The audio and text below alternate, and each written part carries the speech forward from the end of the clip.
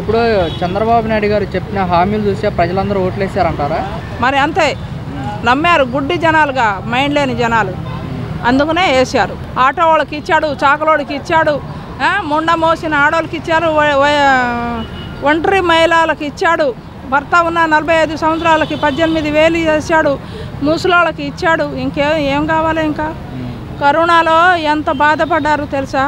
ఇంటింటికి సరుకులు బియ్యం ఇచ్చాడు ఆయన తెలుసా.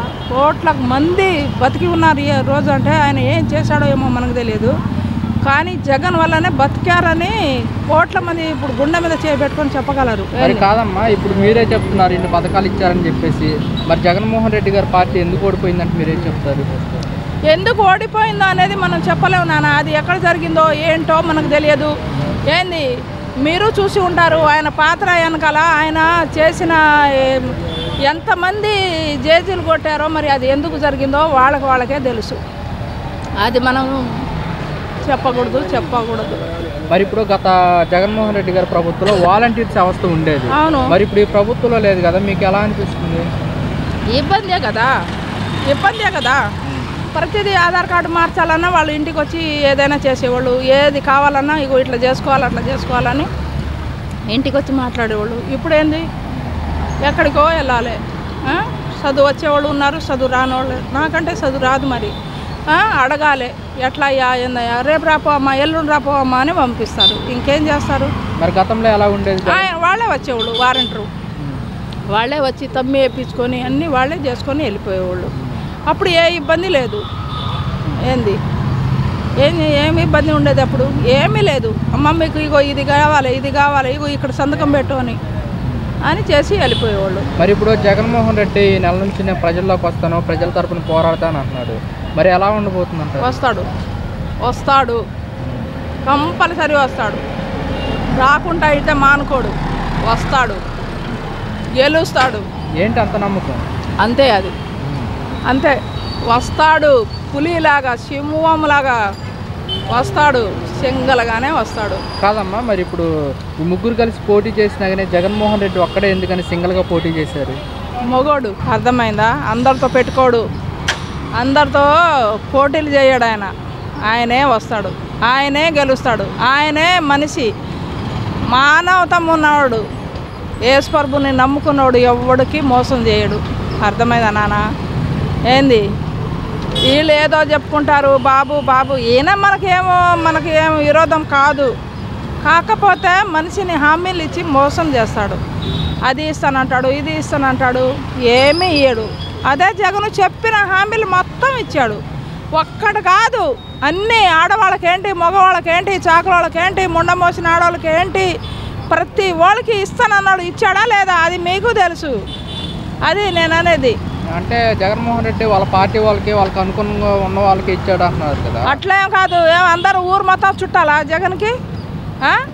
ఉంటే 1 కోటి మంది ఉంటారా? 1 కోటి మంది పైనే ఉన్నాంగా మొత్తం. అందరు చుట్టాలేనా జగన్కి? చెప్పు, జగన్కి అందరు చుట్టాలేనా? ఊరు మొత్తం చుట్టాలేనా? అందరూ మా అక్క చెల్లెలు, మా అవ్వ తాతలు అన్నట్టు నిజమే. మరి ఆయన చేసింది కరెక్టే. మా అవ్వ తాతలకి ఇంటికి పోయి పింఛన్ ఇచ్చాడు. ఇప్పుడు ఏంది ఈడు మన వారంటీ వాళ్ళకి అందరికీ తీసేసాడు.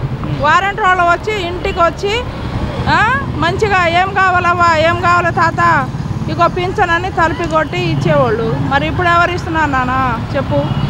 ఇంటికి ఆడపడుచులకి 1500 ఇస్తానన్నాడు, 15,000 ఇస్తానన్నాడు. ఎవరికి ఇచ్చాడు? అంటే జగన్మోహన్ రెడ్డి అందరికీ పథకాలు ఇచ్చేసి ఖజానా మొత్తం ఖాళీ చేశాడు, అందుకోసం పథకాలు అమలు చేయలేకపోతున్నాం అంటున్నారు కదా. ఖజానా మొత్తం ఖాళీ చేసేసాడు. ఆయన దోసుకొని ఆయన అడుకొని తిని వచ్చాడు.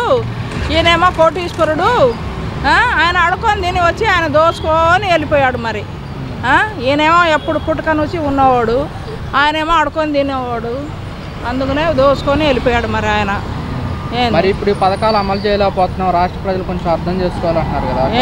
ఇంకేం అర్థం చేసుకోవాలి? నేను ఇవ్వనని ఆయన ఎప్పుడు ఇచ్చిన హామీగా. ఫోటోలు ఇక్కడ అదే మన పలకాలు ఇక్కడ గుండెల మీద పెట్టుకొని దిగండి మీకు ఇల్లులు ఇచ్చేస్తా ఇదే సంవత్సరం అన్నాడు. ఇచ్చాడా? ఎన్ని సంవత్సరాలు అయింది? ఉన్నవాడికే సాయం చేస్తాడు బాబు గారు, లేనోడికి ఎవడికి చేయలేదు. మాలాంటి వాళ్ళకి ప్లాట్ఫారం మీద అమ్ముకోవడానికి కూడా గతి లేదు తెలుసా. ఏముంది పొద్దున వస్తే 9, 8, 10 ఇంటి దాకా ఉంటుంది. స్టోర్ బియ్యం ఇస్తున్నాం దేనికయ్యా? ఎవరు తింటున్నారు ఈ రోజుల్లో? ఆయనకు తినమని ఒకరోజు స్టోర్ బియ్యం తింటారా? గాడిదలు కూడా తినట్లేక బియ్యం, ఆయన ఇచ్చిన బియ్యం గాడిదలు కూడా, కుక్క వండి పెడితే కుక్క కూడా తినట్లే. అయ్యా నువ్వు చేసేది గెలిపించా తప్పు కాదు, కానీ నువ్వు న్యాయం చెయ్యి అందరికీ. ఆయన చేశాడు. ఇప్పుడు జగన్మోహన్ రెడ్డి మనకు చుట్టాలు కాదు, ఆయన ఎవడో ఏంటో మనకు తెలియదు, నువ్వు ఎవరో ఏంటో మనకు తెలియదు.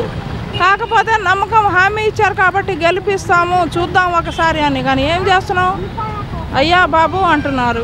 పవన్ కళ్యాణ్ గారు ఏం చేశారండి? సినిమాకే అంకితమవుతాను కానీ ఎవరి అసలు ఆయన రాజకీయం గురించి ఆయనకి ఏమన్నా తెలుసా? ఏం చేశాడు చెప్పు?